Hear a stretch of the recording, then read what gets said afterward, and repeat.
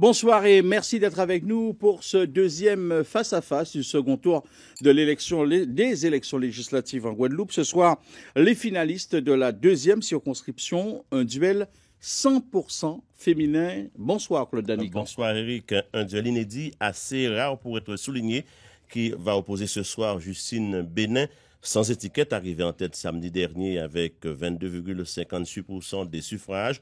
Face à elle, Diana Perran, la candidate du GUSR investie par La République en marche, réalisant 18,78% des suffrages lors du premier tour. Alors, nous tenterons d'aborder un certain nombre de thèmes ce soir liés à cette fonction de parlementaire, l'habilitation législative, la réforme du droit de travail par ordonnance, la moralisation de la vie publique et la gouvernance, je le disais, par ordonnance, et des thèmes encore spécifiques à la deuxième circonscription. Mesdames, bonsoir. Le tirage au sort vous a désigné Madame Bénin pour débuter. Une stratégie de deuxième tour oblige. Votre objectif, c'est de confronter votre avance. Quel message pour convaincre? Tout d'abord, je dis bonsoir à l'ensemble de la Guadeloupe, à l'ensemble des électeurs de la deuxième circonscription.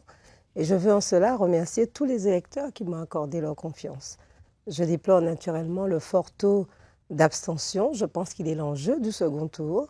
Et je vais consacrer donc cette semaine de campagne à tout mettre en œuvre, bien pour convaincre les électeurs ayant boudé le premier tour. Alors c'est vrai que nous étions 26 candidats que je souhaite saluer, et saluer mon adversaire direct, Mme Diana Perran, vraiment. Et je pense que nous allons vraiment mener cette semaine une belle bataille législative sur un débat d'idées, de projets. Et je tiens à dire aux électeurs de se déplacer parce qu'ils sont la clé du changement en politique et donc de l'espérance en votant. Donc cette semaine, une belle semaine de mobilisation générale et totale pour appeler à voter samedi.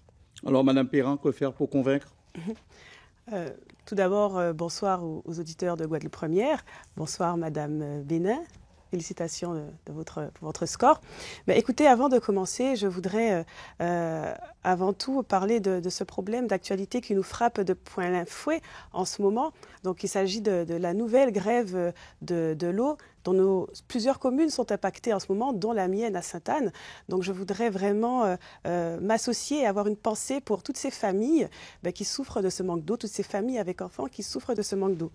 Alors, tout d'abord, effectivement, le premier enseignement de ce premier tour doit véritablement interpeller tout responsable politique que nous sommes, tous citoyens. Effectivement, le taux record d'abstention doit véritablement être l'enjeu de ce second tour. Alors que beaucoup de personnes... pour convaincre. Justement, beaucoup de personnes prônent le renouvellement en politique, mais c'est un paradoxe parce qu'effectivement, il y a eu ce renouvellement, mais il y a eu pléthore de candidats, 26 dans notre circonscription, et la population ne s'est pas retrouvée. Donc, visiblement, la stratégie de second tour, en tout cas celle qui sera la mienne, ce sera pas les soutiens, ce ne sera pas les alliances, mais ce sera véritablement ma présence sur le terrain, ma présence effective au contact de la population, afin de leur expliquer ma vision et le fait que je sois la seule candidate investie par Emmanuel Macron et tout ce que cela peut représenter pour la défense des dossiers de la Guadeloupe. Alors, mesdames, on le sait, Emmanuel Macron, justement, en cas de victoire de La République en marche, promet de procéder par ordonnance pour réformer notamment la loi sur le travail. C'est une démarche à laquelle vous adhérez, Justine Bénin? Bien, vous savez, très tôt, dans le cadre de la campagne électorale, la campagne présidentielle, il avait lancé le débat en disant qu'il allait légiférer par ordonnance concernant la loi travail. Effectivement, il y a un problème de forme, les ordonnances. On sait très bien que c'est contourné, en tout cas le Parlement, aussi bien l'Assemblée nationale que le Sénat. Je pense que ce n'est pas illégal parce que la Constitution le prévoit. Sur la question de la forme, je souhaite absolument que sur cette question de forme, et nous en sommes aux négociations à ce stade des débats, que la négociation soit privilégiée avec l'ensemble des organisations patronales et syndicales et que les acquis sociaux ne soient pas biaisés ou lésés par l'ensemble du gouvernement et du président de la République. Il pense qu'on peut aller vite et qu'on peut faire bien parce qu'il avait promis d'emblée de réformer le Code du travail. Ce que je dis, c'est qu'il ne faudra pas oublier d'adapter cette loi travail au niveau de la Guadeloupe, au niveau des Outre-mer, dans la mesure où nous savons le tissu des entreprises de la Guadeloupe, très petites entreprises, entreprises à taille familiale, 0 salarié, 0,5, en préservant les acquis sociaux. Il faudra qu'avec l'ensemble des députés de la Guadeloupe, que nous puissions adapter cette loi par rapport aux réalités de la Guadeloupe. Diana Perrin, vous êtes favorable à cette démarche? Effectivement, le président Macron, durant toute sa campagne, s'était d'ores et déjà engagé à modifier ce code du travail, effectivement, en procédant par ordonnance. Donc, la population qu'il a massivement plébiscitée était au courant que cela faisait partie de sa méthode de travail. Pourquoi? Parce que, effectivement, la situation actuelle de la France ne permet plus qu'on perde de temps. Nous devons réformer en profondeur la situation économique, nous devons réformer en profondeur, en tout cas, ce code du travail. Bien évidemment, l'ordonnance n'exclut pas la concertation qui a d'ores et déjà commencé au niveau des organisations syndicales et qui doit se poursuivre jusqu'au mois de juillet. Vous êtes quand même pour préserver les acquis sociaux, c'est ce que disait Mme Benin. Oui, bien évidemment. Mais mon rôle en tant que députée sera de rester vigilante et de m'assurer que les intérêts des travailleurs et des entreprises locales soient toujours préservés. Mais de m'assurer également que la concertation ait également lieu en Guadeloupe.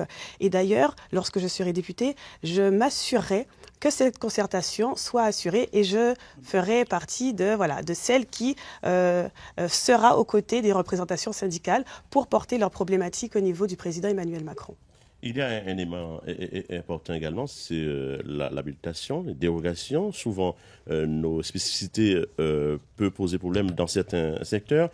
Seriez-vous, Madame Benin, élue députée, irez-vous justement dans ce sens-là demander un maximum d'habilitation, de dérogation pour permettre d'adapter certaines lois au niveau local? Je pense qu'aujourd'hui, il est important que la députée que je serai, et je l'ai dit dans le cadre de mes propositions, en priorité 2, adapter les lois aux réalités à l'intérêt supérieur de la Guadeloupe.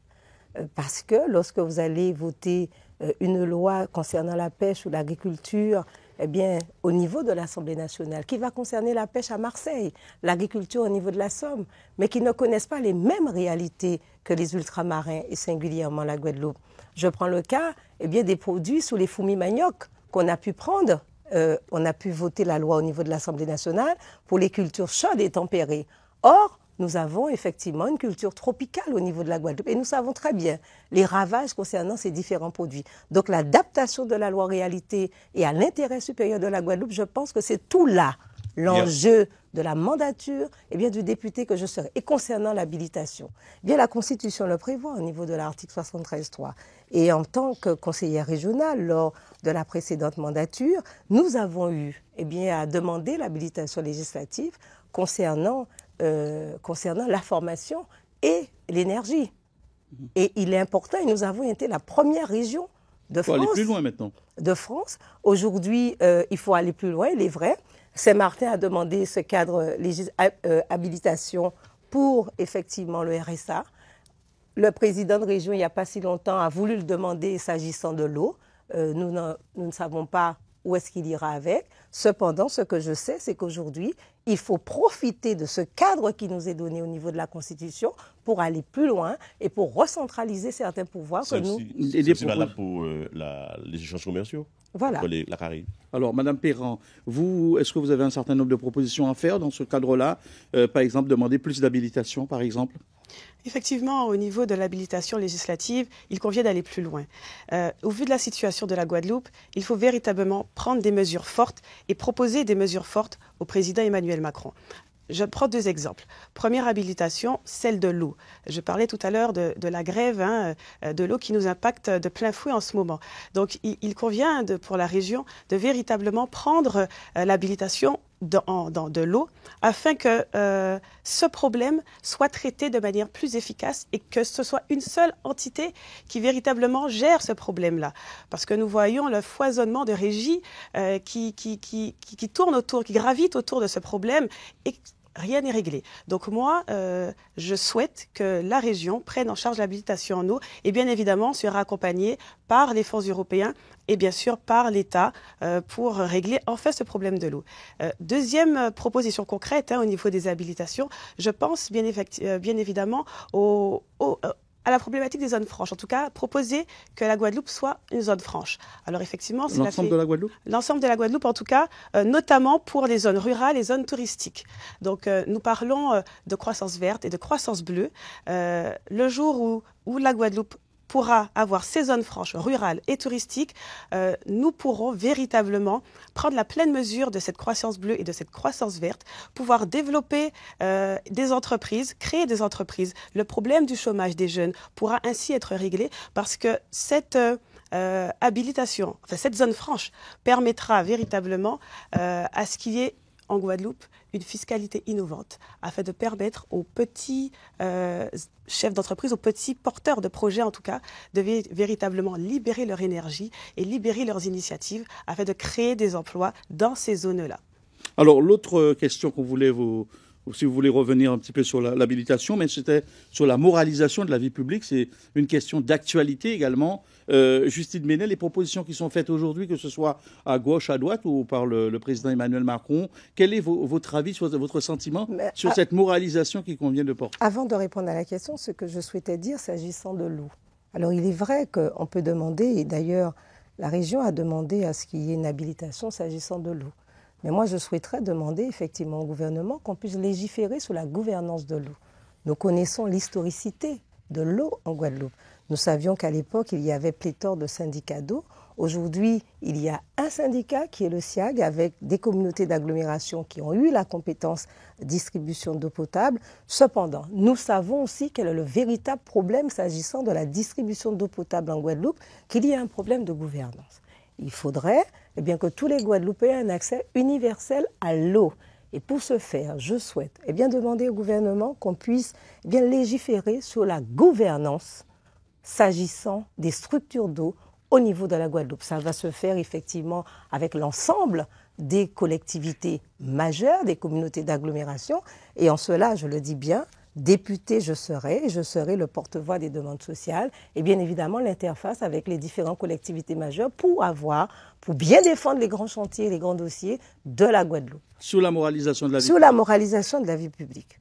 Moi, je suis très à l'aise avec cela. Et vous avez très bien vu que moralisation de la vie publique, dont on parlait avant, aujourd'hui, c'est la loi sur la confiance. Nous avons un problème de confiance au niveau de la classe politique.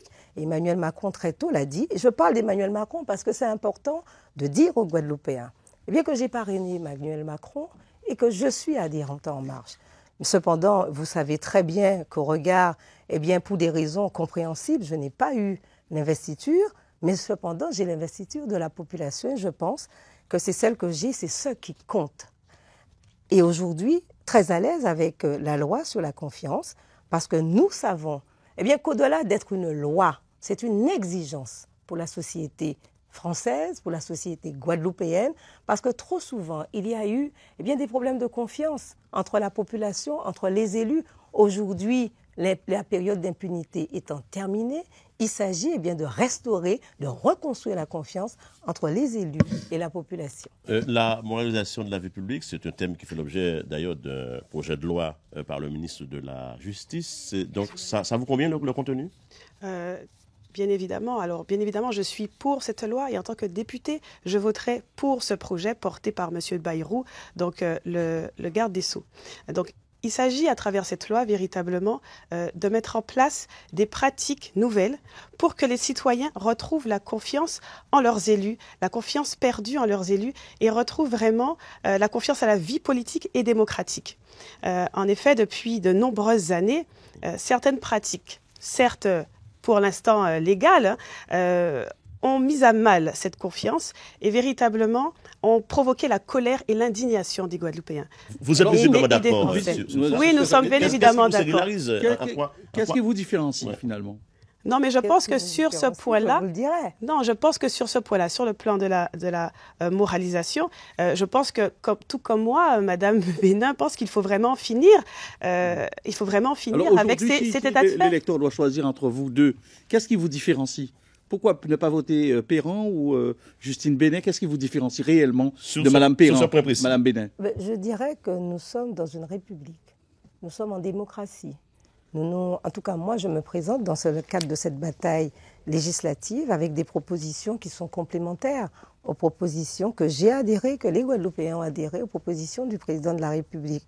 Je le dis, mes motivations quant à cette bataille législative, je suis engagée, une femme déterminée, dont le cheminement et la lucidité et la responsabilité, voilà bientôt 10 ans sur le territoire, ancrage territorial du Moule, conseillère municipale, où j'ai eu à présider un syndicat d'eau, conseillère régionale de la Guadeloupe en charge de la formation professionnelle et à l'école régionale de la deuxième chance, conseillère départementale jusqu'à ce jour, chargée de mission aux droits des femmes et au niveau de l'économie sociale et solidaire. Et j'ai une ambition pour mon pays, la Guadeloupe.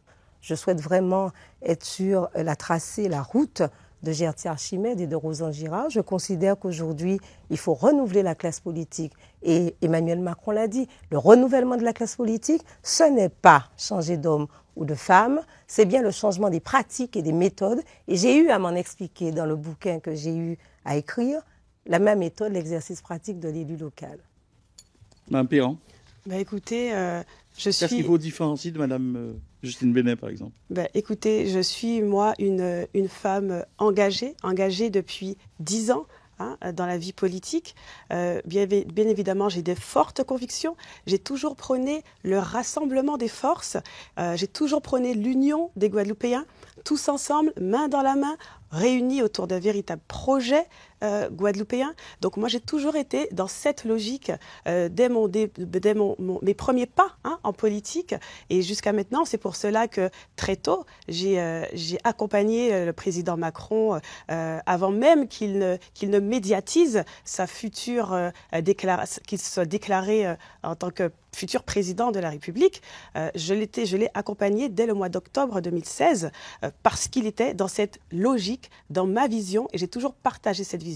Donc aujourd'hui, en tant que candidate investie par le mouvement La République en marche, je voudrais pouvoir porter la voix d'Emmanuel Macron en Guadeloupe, mais bien évidemment porter et défendre les intérêts des Guadeloupéens aux côtés du président Macron. Encore quelques minutes d'émission, c'est l'heure de la conclusion. On commence par vous, Madame Benin. Pourquoi vous ferez une meilleure députée que Madame Perron? Je pense que la question n'est pas là, Monsieur Danican. La population, de la deuxième circonscription va faire de moi son député samedi 17 juin. J'ai démontré par mes capacités, lorsque j'étais en responsabilité, que je savais aller au bout des responsabilités qui m'avaient été confiées, et ce jusqu'à la journée d'aujourd'hui. J'ai pu démontrer aux électeurs et à la Guadeloupe que j'avais une capacité de rassemblement. Et c'est la raison pour laquelle j'ai toujours prôné l'unité, le rassemblement et la solidarité. Dans la mesure qu'aujourd'hui, avec les difficultés que nous vivons en Guadeloupe, avec les problèmes liés au chômage et avec la crise de la famille, nous avons besoin d'hommes et des femmes en responsabilité politique qui soient apaisés et qui soient dans le mûrissement et la responsabilité. Et je dois dire qu'en termes de député, concluez. Je souhaite être l'interface avec l'ensemble des hommes et des femmes et des forces vives de la Guadeloupe. Et en cela, je dis que je n'ai d'adversaire que lors d'une campagne électorale. Et le député doit être au clair avec l'ensemble des hommes et des femmes de la Guadeloupe. Merci. Lors de la conclusion pour vous, Diana Perron. Donc, je suis une femme avec mes qualités et mes défauts, mais je suis avant tout une femme d'engagement, de conviction et de détermination. Alors, je demande aujourd'hui à la population, aux électeurs de la deuxième circonscription, de porter le choix sur Diana Perron, parce que, je vais le répéter, mais c'est important, parce que pour véritablement faire avancer les dossiers de la Guadeloupe, pour véritablement que ces projets soient défendus de façon efficace, il faut véritablement pouvoir siéger dans la majorité présidentielle et avoir l'oreille et l'écoute du président de la République.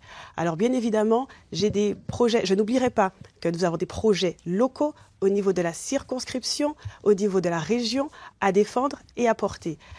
Donc je me propose de le faire, comme je l'ai toujours fait, dans le respect de tout un chacun, mais pleinement et totalement au service de la population. Voilà. Merci, mesdames, en tout cas, pour avoir participé, pour avoir répondu à notre invitation pour ce face-à-face sur Guadeloupe Première. Demain, nouveau face-à-face sur le Danican pour la troisième circonscription. Oui, les candidats donc qualifiés pour la troisième circonscription face-à-face. Max Massiazin à Nestor Lustre. Max Mathiasin qui est opposé à Nestor Luce donc dans la 3e circonscription. Et puis jeudi, nous vous proposons également les candidats de la 4e circonscription. Passez une bonne soirée sur Guadeloupe Première, bien sûr.